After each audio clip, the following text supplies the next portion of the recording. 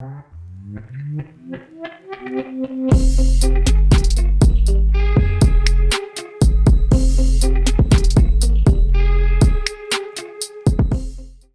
hello, everyone, and welcome to this week's edition of WSOU Sports Talk. I am your host, Michael Daly, joined alongside my co-host for this evening's show, John Makuch, Justin Nicosia. In this hour, we have a lot to get to. We'll be discussing a possible return for Colin Kaepernick to the NFL, as well as some comments that Tori Hunter made about his playing career while playing against the Boston Red Sox and Fenway Park.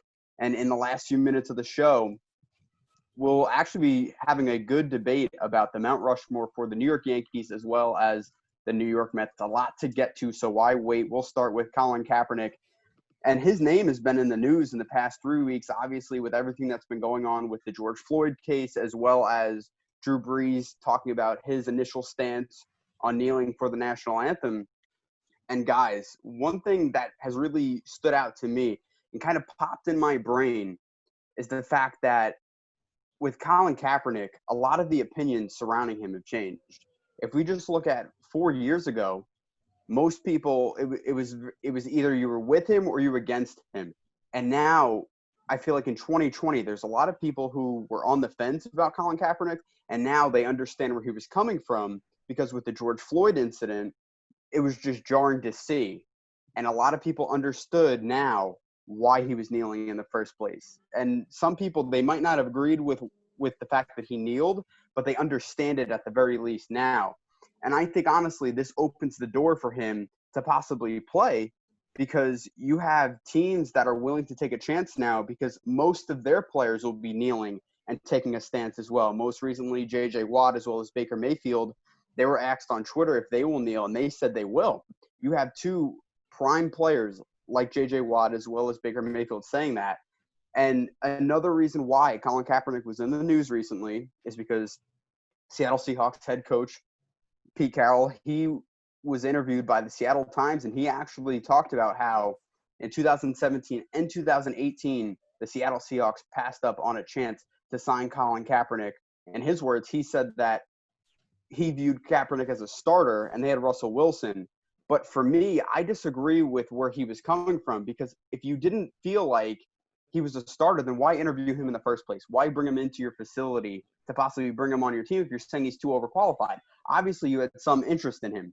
Now, he didn't outwardly say why he didn't sign him, but I think we all can agree that at that time, kneeling was still a touchy subject for a lot of people. But now in 2020, it's a different case, and even a team, Pete Carroll didn't say what team, but a team reached out to him about possibly signing Colin Kaepernick. So I do believe that in 2020, we could see Colin Kaepernick on the football field. I completely agree. I mean, Kaepernick he's going to be 33 in November, so he's still kind of young. I mean, he's a mobile quarterback, so he's going to be on the end of his prime, but that doesn't mean that he's completely out of his prime yet. I think that seeing on social media, a lot of people have been adjusting to the whole living in a world where there are a lot of protests. People have been warming up to the fact that the national anthem protests aren't as bad as they were once seemed to be. And I think that Pete Carroll I don't exactly know why he wouldn't have signed him if he was really intent on having him be a starter. My guess would have been he was thinking he was a starter caliber person, maybe wanted to have more pay. I mean, we saw that teams originally hadn't signed him because he had wanted starter pay and wasn't necessarily going to be a starter for the team. But I think that if he was going to be a backup to Russell Wilson, it would have been a pretty good shot, especially because that O-line, especially in 2017 and 2018, wasn't that good, and there was a high risk for Russell Wilson to be injured. So I believe that what you were saying about the whole flag being the reason that he wasn't signed could definitely have been holding some water. Yeah, it was definitely the controversy that caused Colin Kaepernick to not be signed by a lot of teams. But I also don't believe that that people are completely in favor of Colin Kaepernick at this point. There's still a lot of fans out there that don't understand, or maybe they do understand, but they still don't agree with why Colin Kaepernick decided to kneel. I mean, you mentioned Baker Mayfield, Michael, and a lot of fans of Baker Mayfield, especially out in Oklahoma, and even Cleveland would say, I'm not watching any Browns games. I'm not going to watch football anymore.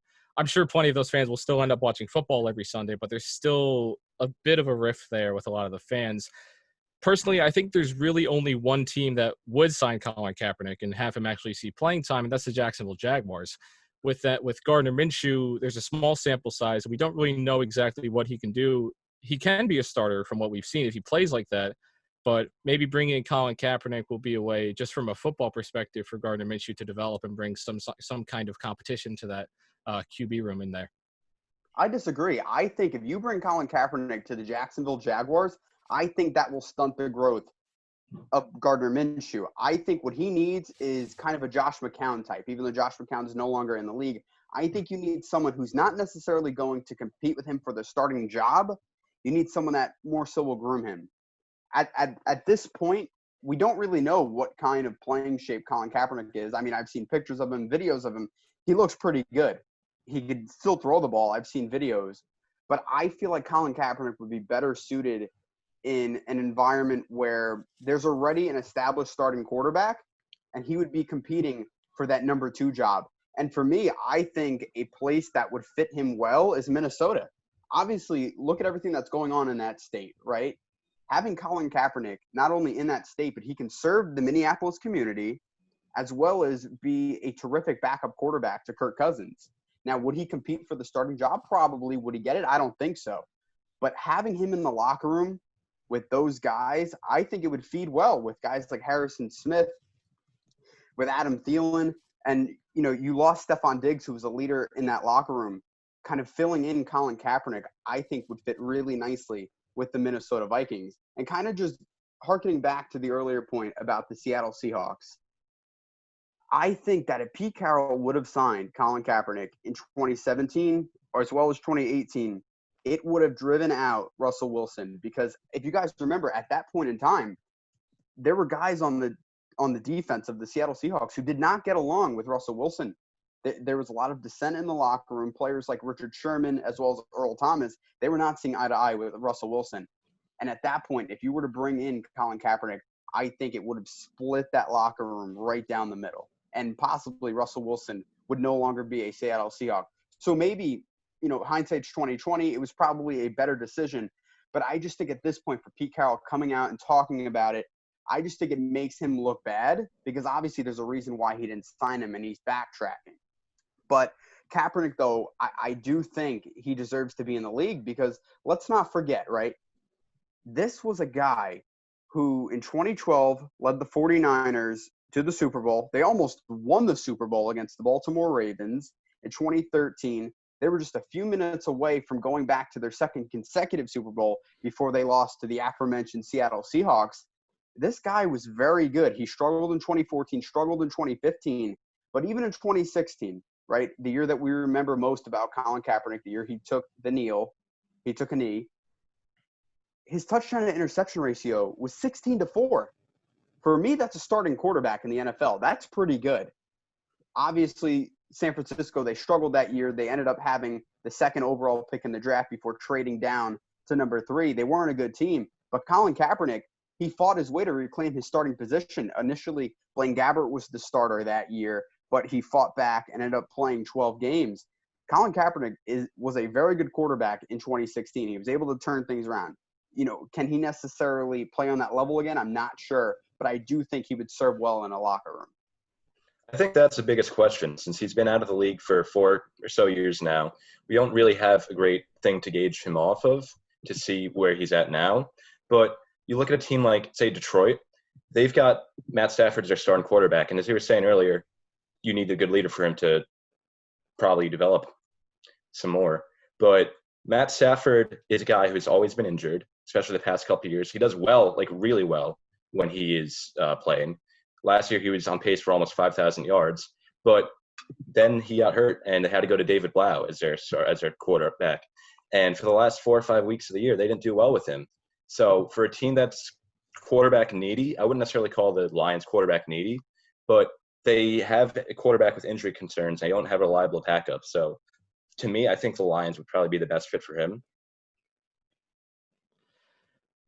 The thing with teams signing Colin Kaepernick is that the free agency quarterback carousel has already ended. A lot of guys like Andy Dalton has been signed to the Cowboys. You know, he was a starter last season. And would I like to see Colin Kaepernick play? Yes, I think he is a starting caliber player, but I don't know if teams are willing to take that risk on a guy that hasn't played in the NFL in 4 years. I think that a lot of owners, even after taking all the anthem protests into account and all that controversy that it will bring to the team, I still think teams are more likely to even sign guys from the XFL. We saw PJ Walker get signed too. So we haven't seen film of Colin Kaepernick in 4 years. The Panthers I believe it was the Panthers that signed PJ Walker. They saw film of PJ Walker and said, this guy can play right now. And I also believe that there's another guy out there in free agency. His name's Cam Newton, who still hasn't been signed. So I think that, maybe like the Jaguars I mentioned are still would sign Cam Newton over Colin Kaepernick. I think Cam Newton's a much better player, even when you take the history of injury into account. And like the Lions, they have Justin, you mentioned the Lions. They have David Blah and Matthew Stafford. I don't think a team would want to put that much controversy and everything into not just the fans in the locker room too. And Minnesota, they have Kirk Cousins. I think they believe Kirk Cousins to be a starter, but they also just drafted Nate Stanley in the 6th round out of Iowa. So I'm not sure if they want to take a chance on an older quarterback, even just looking at it from a football perspective. He's an older quarterback and he hasn't played in 4 years. So I don't know if teams are willing to take that risk right now. But why can't they sign them both, right? Just say a few quarterbacks on a few teams get injured. They need a quarterback with experience. You could sign Cam Newton. Cam Newton would probably get any team's favor over Colin Kaepernick. But look, we live in a much different world than we did in 2016. Like you said, John, yes, there are still people that are upset at what Colin Kaepernick did and will continue to do with taking a knee. But still, the fact that he held a workout in November and there were teams that were willing to go see him throw the ball and his mechanics were still there. And I get it. It wasn't a game atmosphere. You can't totally judge his skill set and his rust on a high school football field. But still, even after that whole debacle where he switched locations, I still feel like teams will be willing to give him a chance because he has that experience.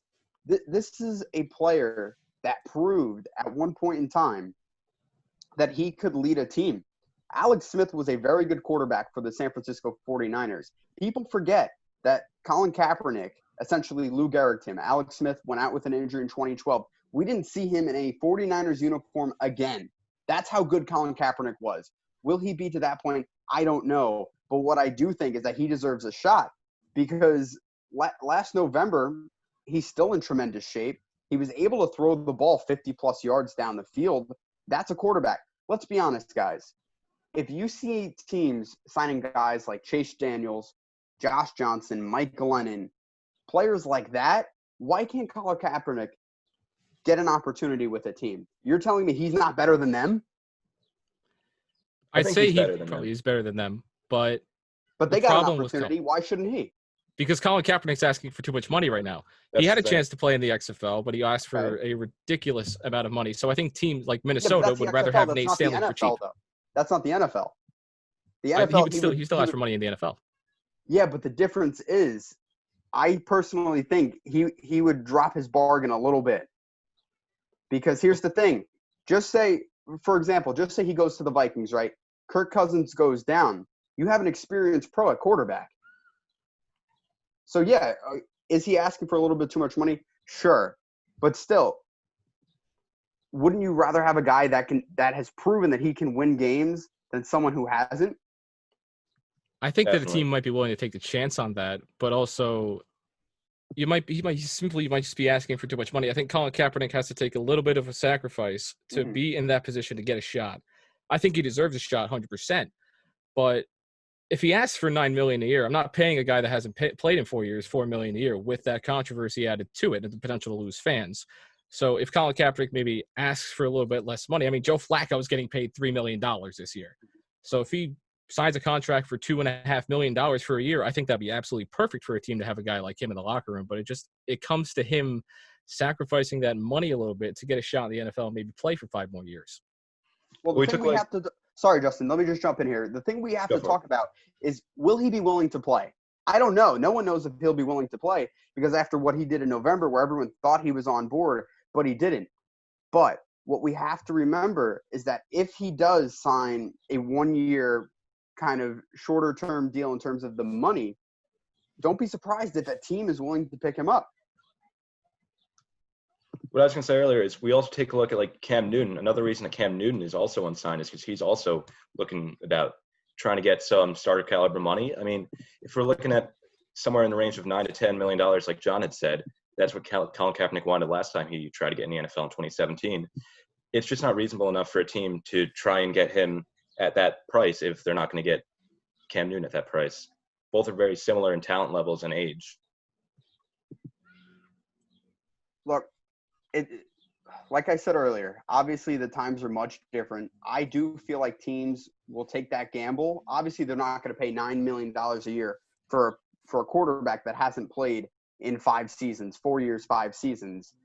But if he's willing to drop down a bit and kind of comply with whatever contract a team is willing to offer him, I think he will be willing to do it. And what serves him well is the fact that there's at least one team in the NFL that is surveying the possibility of signing him. They have an interest in him. So for me, that shows that it would not shock me if by November of 2020, we see Colin Kaepernick in the NFL. It wouldn't shock me either. I think a team that actually could really use him is the New England Patriots. We saw that with the departure of Tom Brady, Jared Stidham's going to be the one that has to step up. They didn't draft anyone in the draft. It's like we maybe thought they would have in the first 2 days of the draft. And I think that someone like Kaepernick, who has the experience, he's been a leader in the locker room in San Francisco, could go out there and he may even be able to win the starting job in New England over Stidham and then try and help develop Stidham and get Stidham up there into a starter caliber quarterback in a year or two from now. Yeah, the Patriots are definitely a candidate to sign him. I think they're in there with the Jacksonville Jaguars. But if I do agree, Michael, if he's willing to take that little pay cut and take that shorter contract, then he would I think he would jump on that option. I think he wants to play football, to be able to raise more money for what he does for communities as well. I think he really wants to play football to be able to do that. But it comes down to a team wanting to be able to take the risk on Colin Kaepernick and Colin Kaepernick willing to sacrifice a bit of that financial aspect in order to get that chance at playing football. Let's switch gears a little bit now towards Tori Hunter. We mentioned him at the top of the show as a subject that we'll be talking about. He was in the news this past week about his experience as a player at Fenway Park, hearing racial slurs. And obviously, we're all fans, right? And we've been in ballparks, and it is intimate. As big as they are, you can hear a lot of things. So just to think, as a player, what that must have been like for Tori Hunter to hear racial slurs being hurled at him. And he said it's happened over 100 times, so much so that in every single MLB contract he had a no-trade clause to the Boston Red Sox. And he said it had nothing to do with the players or the organization, anyone in the front office. It just had to do with the city of Boston and the people that attended those games that thought it was okay to say that to him. And honestly, it's just a really scary thing to think of that, because Tori Hunter, he's a player who played much of his career throughout the 2000s, even into a good chunk of the 2010s. And to think that in a northeastern city like Boston, and it is a diverse city, that would still go on. It's just mind-boggling. But unfortunately, Tori Hunter, he wasn't the first person to say this, nor was he the last. But what I think is a positive out of this situation is the response that the Boston Red Sox had to say about it. And they took ownership. A lot of times when subjects and situations like these are brought up, you have an organization that deflects and they don't want to take ownership. But the Boston Red Sox did the complete opposite. So I'm just going to read you the Boston Red Sox's statement. And what they said was, Tori Hunter's experience is real. If you doubt him because you've never heard it yourself, take it from us, it happens. Last year, there were 7 reported incidents at Fenway Park where fans used racial slurs. Those are just the ones we know about. And it's not only players. It happens to dedicated black employees who work for us on game days.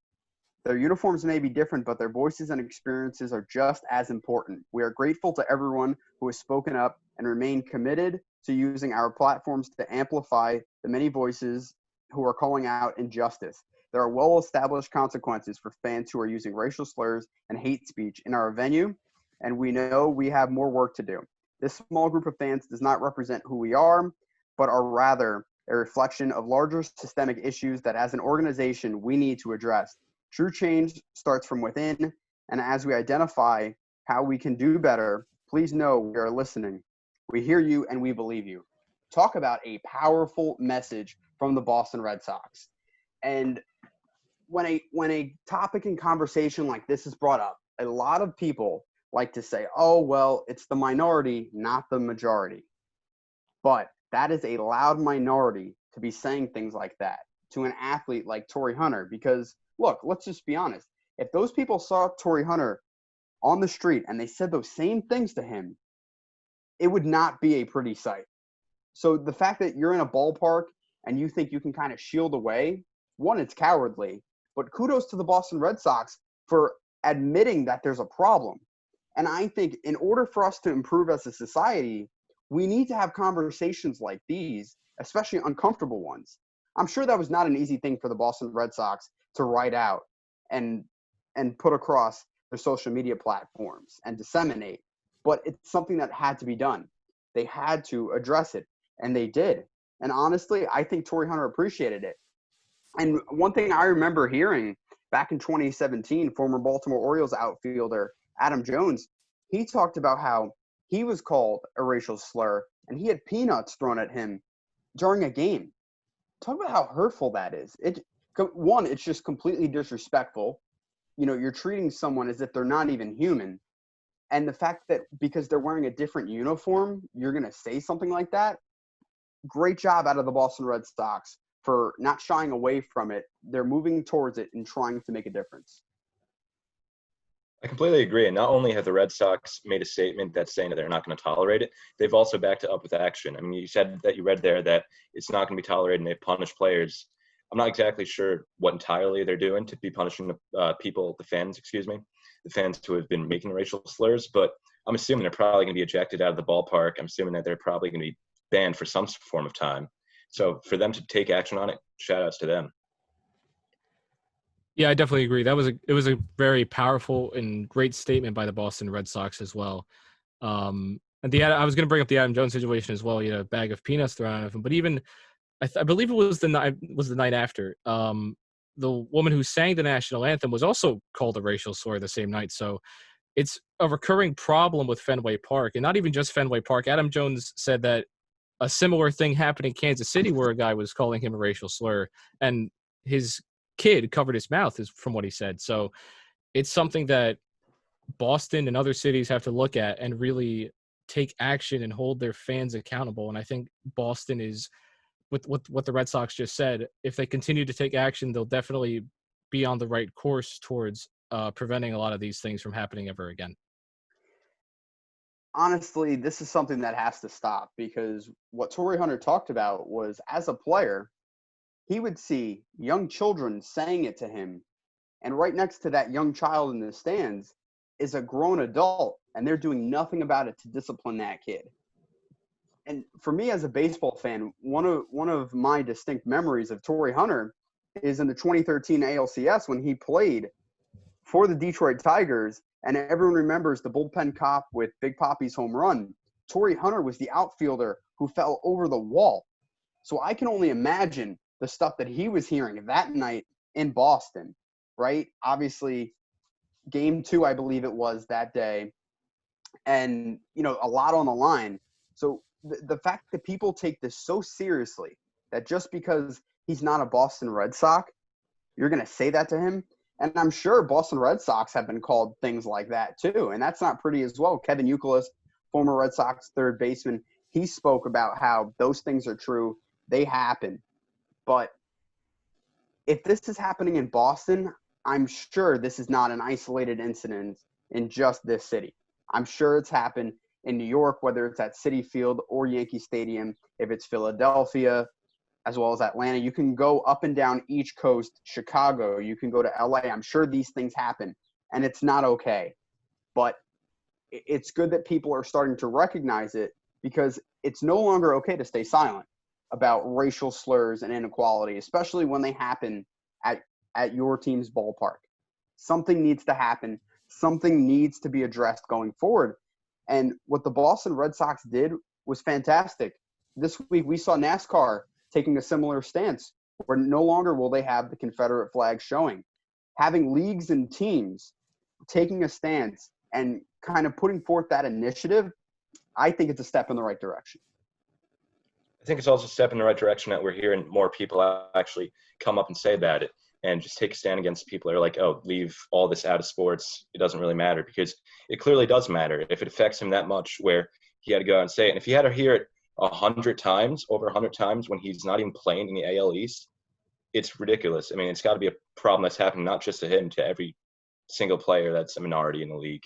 And for him to come out and say it, I think it's a good step. It's going to be a role model for players to continue to speak up about it, because that's what we really need to happen. We need people to start talking about it, and that's the best way that we're going to try and end it. Yeah, it's definitely important for players to be very vocal about their experiences, and a lot of players can point that they've had some kind of these kind of issues happen to them. I mean, even with the Celtics, Marcus Smart in 2016, he said he honked his horn to try to get a mother and her child out of the crosswalk and kindly asked them to move so they wouldn't get hit by a car. And the woman, who had an Isaiah Thomas jersey on, said a racial slur towards Marcus Smart for asking him to get out of the road. And she didn't know that was Marcus Smart. So a lot of other Boston athletes, such as Kevin Garnett and Jaylen Brown, have pointed that it's getting better and we're going the right direction, which hopefully we are, and I believe we are to an extent. But it goes to show that sometimes these Boston fans, towards their own players at least, might act differently than they would if they were talking to people who weren't players. So it's a sports issue as well as just improving racial relations as well. So, but these experiences that players share are definitely some eye-opening stories that will definitely push us in the right direction going forward. And the sad part about it is that you're saying that to someone that you just saw play. Marcus Smart, I'm sure that lady was cheering for him. Like you said, John, she was wearing an Isaiah Thomas jersey. And the fact that because he honked his horn at you, you're going to go that route while you have your young child? I mean, the thing is, what kind of example are you setting forth for your children if you're going to say that? And the fact that people had to say, lady, that's a Boston Celtic you just said that to. Someone you were just cheering for. Like, it's just mind-boggling. And one thing that, I kind of hit on, and John, you touched upon, was the fact that this is not just for opposing players. Kevin Garnett has talked about the racism that he's experienced in Boston. Bill Russell, arguably, you can debate on this, but a top 3 Boston Celtic of all time. There was a good portion of the 1970s and 80s where he stopped going to games in Boston because of all of the trials and tribulations that he dealt with as a player, dealing with the systemic racial issues in Boston. So to hear an absolute legend like Bill Russell, who is a racial activist, right? One of the most famous pictures of the last 60 years is a picture of Bill Russell, Kareem Abdul-Jabbar, and Muhammad Ali standing together, all wearing suits, kind of holding a press conference, talking about ways to move forward and ways to help out the Black community. Bill Russell is a person that a lot of people look up to. And the fact that he was mistreated in Boston just goes to show the deep-rooted issue that happened in that city and is still going on. But the good thing is that people finally are starting to take notice of what's going on there. All right, so I think right now we could probably get to our Mount Rushmore debate. Obviously, to start off the show for the first half hour or so, you can describe it as heavy, talking about Colin Kaepernick, talking about Tori Hunter. It's not easy. That's definitely a heavy topic to talk about. It's not easy, but this part is more so the candy store. This is where we can kind of just joke, and it's why we all love sports. And now we're talking about a sport in baseball, and particularly a team in the New York Yankees, who they made a little bit of news. We won't dive too much into it, but I do think it's fair to mention the fact that, for a while they were pointing the finger at the Boston Red Sox as well as the Houston Astros for cheating, but now they're in the news for a cheating scandal in 2017. I just think it's funny how the tables kind of turn, but also I'm not surprised at it either, because I do think that in some way every team tries to gain a competitive edge against their opponents. And obviously we'll get into the Mount Rushmore, but, this didn't really shock me with the fact that they used their bullpen phone for reasons they shouldn't have. It didn't shock me. I just think that it's funny that now all of this is coming out about teams, quote unquote, cheating and trying to gain the upper hand on their opponents. Now, the really funny thing to me, at least, is I talk with a lot of people who are Yankee fans. Personally, I'm a Mets fan, but most of my friends are Yankees fans, and they were complaining this entire time about how the Astros were cheating, and rightfully so. I mean, the Astros cheating was completely wrong and everything, but the fact is that the Yankees were cheating, or they were supposedly cheating, allegedly, and they've been cheating many times in their history. It's just kind of ironic to me that both teams that were in that ALCS that year were cheating. It's one of the ways that they got there, by cheating, actually. I remember when the news first really came out about the Astros cheating scandal, there were 4 teams that actually were named during that whole thing, but the Astros were known as the main offenders of that, and the Yankees were in that 4. So this was something I was just waiting for at this point. I mean, a lot of teams in the MLB have definitely done similar things as the Astros have when it comes to stealing signs. It's been a part of baseball for a long time. The Astros just got caught. So to see the Yankees here didn't really surprise me a lot, to be honest. All right, well, now I think we can talk about the Mount Rushmore. I think that was important to mention, though, the fact that now, it's not too much of a secret that the Yankees were not as innocent as you thought they were at one point. And now we'll talk about some players who in the past, maybe they were involved in some of those cheating scandals, but let's get to it. So I think the way this will work is each of us will go, and once we're done with our Mount Rushmore, we'll kind of talk about it. We'll debate if we feel like there is a debate, but I think it's important to kind of just flush it out because this is an interesting topic, especially about the New York Yankees. The New York Yankees are, obviously they're 27 World Series championships. They're a team that's up there with any other team as having the greatest history of any organization. So the fact that you kind of have to whittle it down, their entire franchise history, to only their 4 greatest players, I think it's tough, but it is doable.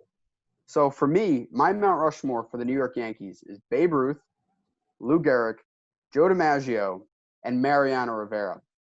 Obviously, with Babe Ruth, there's not really much of an explanation that needs to be said there. Aside from Barry Bonds, he's the leading home run hitter of all time. He was a player that if he wasn't a hitter, he might have been just as good as Cy Young was as a pitcher. That's how dominant he was with the Boston Red Sox. But when he was traded to the New York Yankees, he stopped and just started focusing on hitting. Now, with Lou Gehrig, people forget how good defensively he was. When you talk about Lou Gehrig, you think about the streak. Obviously, Cal Ripken broke that in 1995, but the durability of Lou Gehrig is just phenomenal. And he is also one of the greatest defensive first basemen of all time. I don't think he's given enough credit for how good he was. And also at the plate, before Derek Jeter broke the all-time Yankees hits record on September 11, 2009, Lou Gehrig had more than 2,700 hits in his career. That's how good he was at the plate. And then Joe DiMaggio, he was just an all-world superstar. He was a player that had a rifle for an arm. He was very athletic, and he could hit with the best of them. That's how good Joe DiMaggio was.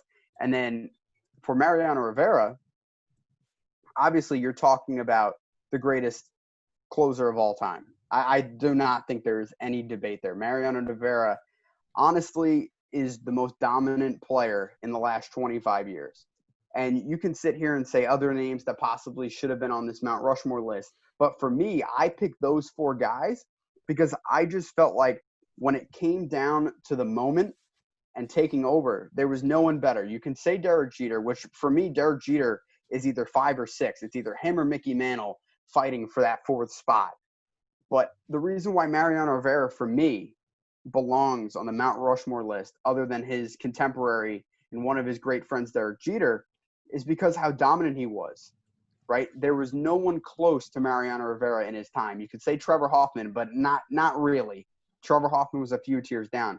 At least with Jeter, there were a few shortstops during his era that were close to him. Alex Rodriguez, before he transitioned to third base, some people would have argued that he was better at shortstop than Jeter was. Obviously, you had Omar Vizquel, but I do think Derek Jeter is better than Vizquel. But if you're just looking at a historical landscape, are you going to say that those players are not better than Derek Jeter? I don't think so. I think each of those players at their respected positions and what they did on a game-in, game-out basis was better than Jeter and even Mantle. Yeah, I had a pretty similar list to you, actually. But I had Babe Ruth at number 1. Babe Ruth is and will be for an even longer time the greatest baseball player of all time. Number 2, you mentioned Lou Gehrig already. 3, I put Mickey Mantle at number 3. And one of the main reasons I put Mickey Mantle, him and Joe DiMaggio are very similar when it comes to the awards they've won, everything they've done for the franchise. Mickey Mantle was a much better home run hitter than Joe DiMaggio was. He has over 150 more home runs. So it was really close for me. I was going to put Joe DiMaggio in there, but it's really you could really swap in and or for either of them. And 4, actually, I did have Mariano Rivera. There's no debate that Mariano Rivera is the greatest closer of all time. There's a debate about Derek Jeter, so that's why I didn't have Derek Jeter in there. But yeah, I had a pretty similar list, just Mickey Mantle for Joe DiMaggio. So I had Babe Ruth at number 1 because he's obviously the greatest player of all time. Mike Trout might be up there when it's all said and done, but Babe Ruth's hands down the best player. Mariano Rivera, I have him as number 2 because he's the greatest closer of all time. I don't think there's really much of a debate there either. And then I said that I had Joe DiMaggio there at number 3 because he was a great all-around hitter. He almost had a 400 on-base percentage in his career. He had a 327 batting average, and he had the 56-game hitting streak that will never be broken. And then I had said that I had actually Mickey Mantle over Lou Gehrig because Mickey Mantle, he played a more physically demanding position in the field. Center field is more demanding than first base. And then he's faster. We don't really think of speed as anything that's crazy valued anymore just because the league's more focused on the long ball. But back when Mickey Mantle was playing, speed was really important. And then he had more power than Lou Gehrig, so that's why I put him over Lou Gehrig. Yeah, but was he as consistent as Lou Gehrig? I don't think he was. And as great as Mickey Mantle was, I'm not taking anything away from him. When it's all said and done, is Mickey Mantle going to be revered as the greatest center fielder of all time? I don't think he is. Look, if we're talking about that era, give me Willie Mays any day of the week over Mickey Mantle. And that shows how good Willie Mays was. During Lou Gehrig's time, there was no other first baseman, whether you talk about in the New York area or American League, National League, that rivaled him. There really wasn't. So I just find it hard that you could put Mickey Mantle over Lou Gehrig. And that's taking nothing away from Mickey Mantle. Mickey Mantle, in my opinion, kind of paved the trail for a guy like Mike Trout. You know, you talked about Mike Trout being the greatest of all time, which I personally think he is definitely on the path. But, you know, they're very similar players. You know, they can hit for power. They can hit for contact as well. They can steal a ton of bases, and they are terrific defensive outfielders. But with that being said, yes, you can say that center field is much more demanding. But also the fact that Lou Gehrig finished his career as the all-time hits leader in the Yankees history from 1923 to 1939 during his 16-year career, I don't think that's enough for him to be taken off the Mount Rushmore list. That has to be enough for him to be on the Mount Rushmore. And if it knocks a guy like Mickey Mantle off, so be it. Because look, when you're comparing Mickey Mantle, as great as he was, injuries hurt his career. And you do have to take that into account. That is a part of it as well. Lou Gehrig, fortunately for him, did not have the same amount of injuries, obviously, with that Ironman streak. Yeah, that's a good point. I mean, injuries, to me, I don't think that they should be something that players penalized for nearly as much as they are, just because a lot of the time it's not necessarily their fault. But at the same time, you do need to have that consistency where you can play a lot more, like you were saying. So it was hard. I mean, it was definitely a really tough decision between the two of them. They're both obviously some of the best players of all time. I just think that Mantle's diversity throughout his entire game, he's just slightly more well-rounded than Lou Gehrig. Yeah, I'm not sure there, but I think Lou Gehrig at least has to be on the Mount Rushmore for a lot of people. He was one of the most well-rounded hitters of all time. He had the power and he had the contact with him. He averaged 340 for his career. You know, it was in a lot older time than Mickey Mantle played, but Lou Gehrig just had it all. I mean, Mickey Mantle had a lot of power. He hit a lot of home runs, but you got to also remember Lou Gehrig also retired at 36. Yep. Due to Lou Gehrig's disease. But, you know, we'll see. Obviously, we don't know what he would have done in his older age if he decided to play anyway, had that not happened to him. But it's still really close there, though. But these are all some of the greatest baseball players of all time, and it's just, you know, interesting that they all happen to play for the Yankees. So, but it's definitely a good conversation. Mm-hmm. Yeah, that's the great part about it, that we can, you know, almost 100 years removed from when Babe Ruth and Lou Gehrig played, we can argue about who the greatest New York Yankee is. And we'll do the same for the New York Mets. Let's transition to the New York Mets. My Mount Rushmore. Obviously, Tom Terrific Seaver. There's no question about him. Mike Piazza. See, I was going back and forth about this, but David Wright, for me, has to be on the Mount Rushmore list with what he's been able to do. And then one, no pun intended here, but a little bit of a curveball to the Mount Rushmore list is John Franco. John Franco, 14 years as a closer for the New York Mets. It's hard for me to take him off. Was he as great as Mariano Rivera? No, he wasn't. But it's hard to compare him to Mariano Rivera because Mariano Rivera is second to none. Mariano Rivera essentially invented the cutter, more or less. He didn't invent it, but he was the one who really brought it into the game more so than anyone else. John Franco, he didn't have stuff that would overpower you, but his consistency is what won the day. And if we're just talking about a guy like Tom Seaver, 311 career wins, if it wasn't for the fact that, you know, the Mets were mismanaged in the late 70s, he should have been a lifer with the New York Mets. He should have never been traded to the Cincinnati Reds. But unfortunately, he was, and he ended up finishing his career with the White Sox. But Tom Terrific, that guy is – I honestly do not think the Mets will ever see someone put up the numbers and be as legendary as he was. And then Mike Piazza. Mike Piazza is a player who many would argue, including myself, with over 2,100 hits, he's probably the greatest hitting catcher to have ever lived. He was that good. And even though he only played 7 years with the New York Mets, I mean, his statistics speak for himself. And also, he brought the Mets to their first World Series, the Subway Series in 2000, in 14 years. He essentially carried them. That year, he had a terrific year. And what he was able to do, he was able to be that superstar that the Mets missed out on since Darryl Strawberry and Doc Gooden. And for me, I was kind of battling. Do I put Doc on this list? Do I put Darryl Strawberry there? You know, do I put a name like Jerry Koosman there?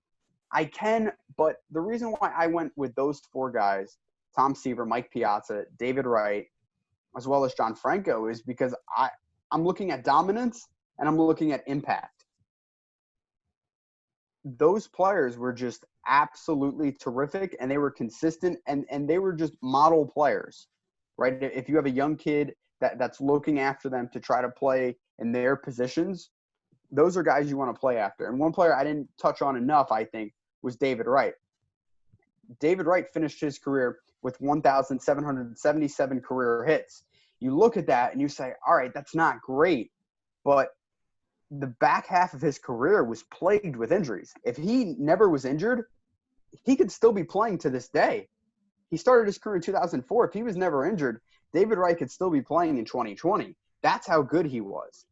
But with the fact that he was able to play his entire career as a New York Met, you cannot take him off the Mount Rushmore list. How many great players from start to end were a Met? There aren't that many. Ed Kranepool comes to mind. But other than that's about it.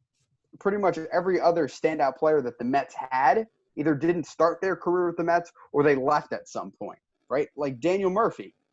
I don't necessarily put him in the same ilk as those guys, but had he stayed with the Mets his entire career, we might be talking about a Mount Rushmore person. Before you guys jump in, one more player that I was kind of wrestling with was Jacob deGrom.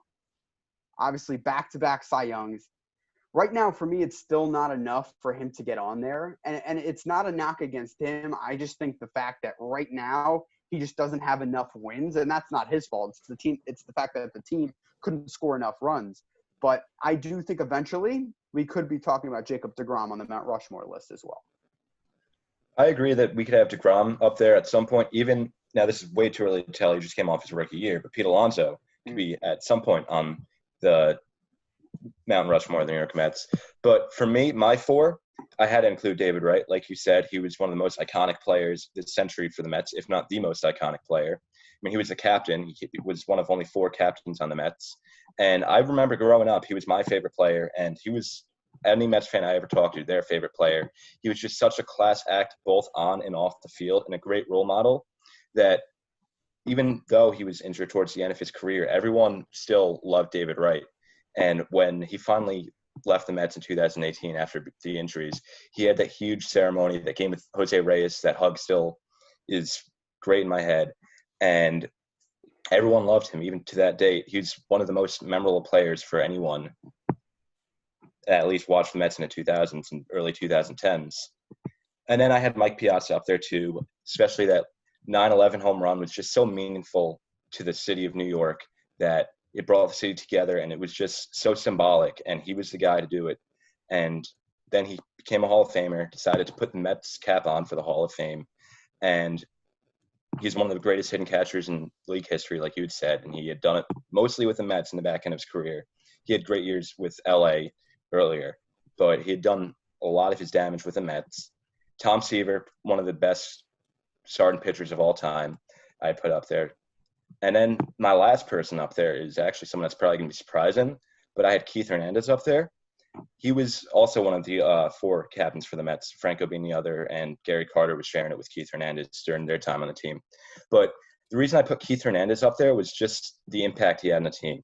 He came here from St. Louis in '83, and the Mets were in a rebuilding phase at the time. They were coming off a couple of bad years, and they were looking like they were years away from a championship. Flash forward 3 more years, and they had won the 1986 World Series almost against all odds. And he was a leader. He was a leader in that team. That team won over 100 games, and he transformed them in less than 5 years into a team that was the laughingstock of the NL, into a team that was a World Series winning team. Yeah, I went a little different with my list. Obviously, the first one I had was Tom Seaver. I think Tom Seaver has to be at least on every list for all-time Mets with the 1969 terrific Mets, and he's one of the greatest pitchers. You know, not just Mets pitcher, but you could put him some of the greatest pitchers ever. I had Darryl Strawberry next. I valued championships and I valued winning as well, but also length playing for the Mets and having your best years for the Mets too. Darryl Strawberry was a part of that 86 Mets team. It was really impactful for that 86 Mets team alongside Keith Hernandez as well. So he was the guy I had on there. I also had Doc Gooden on there, Dwight Gooden on there too. He was also on that 86 Mets team. He's a Cy Young Award winner in 85 with the Mets. He had other years with the Yankees and Indians, even, the Astros, but he did his best years with the Mets and then kind of spread around. And I also had David Wright. I actually thought David Wright was going to be a bit of a controversial pick there, but I had David Wright there. He's one of the longest tenured Mets, and he has a ton of the Mets hitting records, and he's one of the greatest Mets of all time, in my opinion. I didn't put Mike Piazza on there, although I love Mike Piazza. I didn't put him on there because he played a really long time for the Los Angeles Dodgers and had years with the Padres and Athletics, but he was definitely one of the greater catchers of all time. I might actually would rather put Gary Carter instead of Mike Piazza if I had to put a catcher. No, you can't. No, I mean, there's no way, John. You can't put Gary Carter, and this is no disrespect to Gary Carter. I love Gary Carter, what he was able to do. Sorry to cut you off, but Mike Piazza changed the trajectory of the Mets in the late 90s and early 2000s. Yeah, I mean, I think he was definitely a more impactful. Mike Piazza was a much more impactful Met. I just think there's a bit of a debate there. Keith Hernandez too. Mm-hmm. He had his MVP season was with the Cardinals too, so that's kind of why I left him off the list. Mm-hmm. But he's definitely in the conversation to be on the list as well. It was a tough list to make, honestly, but yeah, I think some of his best years with the Cardinals. It's kind of why I left him off the list there. Hernandez is a tricky one, and we'll close out in a few minutes. But Hernandez was a tricky one because for whatever reason, he was overshadowed in New York. And I think you could say the same thing about Don Mattingly, his contemporary with the New York Yankees. For whatever reason, those two guys are not given enough credit.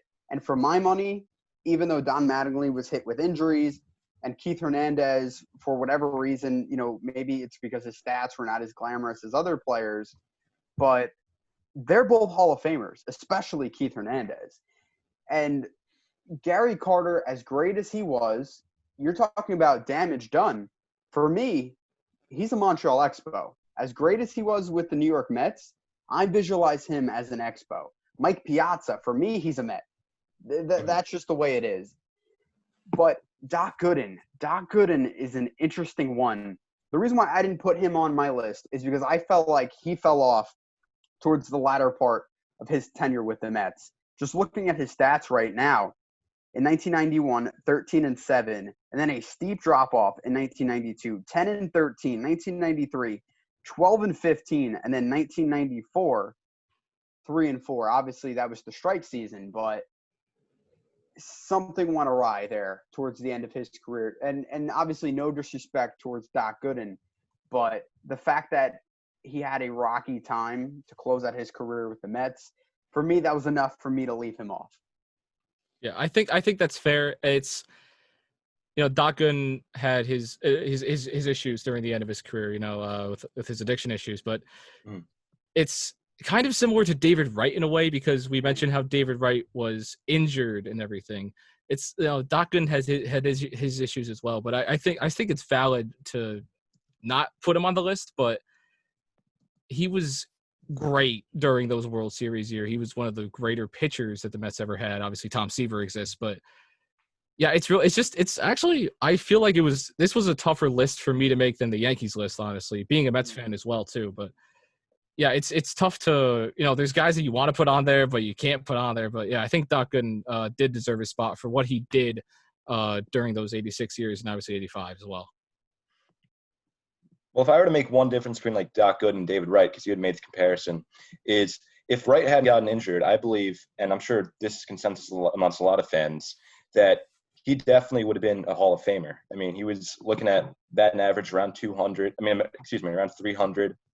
And on base percentage, almost near 400. And he was hitting consistently 30 home runs and 100 RBIs, always making all-star games and being on the better end of defensive third baseman in the league. I think that he could probably have been a consensus Hall of Famer. What David Wright was able to do was terrific. On average, in a 162-game season, he averaged throughout his career 186 hits per season. That's ridiculous. Take that with whatever that means for you, but that just shows what type of player David Wright was. But we'll close it out in a few minutes. The thing about a team like the Mets is, and I agree with you, John, it's harder for a team like that because there is less of a sample size. With the Yankees, at times, it's easier to talk about a team who's been around for 100-plus years because you know about the players that are so great, right? They have – you can make the argument that they have 5 players that belong in the top 10 of all time in Major League Baseball. The Mets don't have that. Maybe Tom Seaver, but I feel like that's stretching it a little bit. When you have a team like the Mets who've only been around for nearly 60 years, it's a little bit harder to decide who belongs on the list. But that's the fun part about it, kind of having these debates with yourself and with other people about who belongs on this list. So kind of just a final word, if you guys have any, about the 2 Mount Rushmores. What were some takeaways? What were some things that, you were kind of putting into effect as you were coming up with your Mount Rushmore list? Yeah, my big thing was that with the Yankees, you had guys that had played for the Yankees for 15-plus years as well. So it kind of made it a lot easier. You didn't have to factor in, guys only played for the Mets for 7 years. He only played for 8 years. This guy played for 10 years. Tenure wasn't an issue when you talked about the Yankees. Obviously, it was just based on who was a better baseball player because you didn't have to worry about all that. With the Mets, the main reason I didn't put Mike Piazza on the list was for how long he played for the Dodgers. That was the issue. And Keith Hernandez, how long he played for the Cardinals, and how good he was on the Cardinals. So I think that, you guys mentioned Jacob deGrom. I think he will be on the list if he stays a career Met. So I think the Mets, going forward might have a lot of guys that will play for 15 years as a Met exclusively. And this Mount Rushmore could actually look very different in about 25 years. So we'll see what happens with the Mets. Yeah, for me, the Yankees were also fairly easy, especially for Babe Ruth and for Mariano Rivera, because those two were undeniably the greatest players at their position of all time. For the Mets, I valued a lot more like what they did with the team, not just statistically, but the impact they had on their team. Like I said, Keith Hernandez was able to step up, be the man in the clubhouse to lead the team and try and help players grow through the mid-'80s until they won the World Series in '86. Mike Piazza, he had the wonderful impact on the city, brought the city together after 9/11, and he obviously had phenomenal success in New York. And then David Wright, who was one of the few captains in the Mets history, and he holds many of the Mets records, like their hit record, their RBIs record, I believe. He holds a lot of their hidden records, and he wasn't a bad fielder either. All right, so that will wrap up this edition of WSOU Sports Talk. I am Michael Daly, and that will do it for my co-host John Makuch. Justin Nicosia, thank you for tuning in and listening. WSOU Sports Talk will be back next week. So long, everyone. Be safe and well.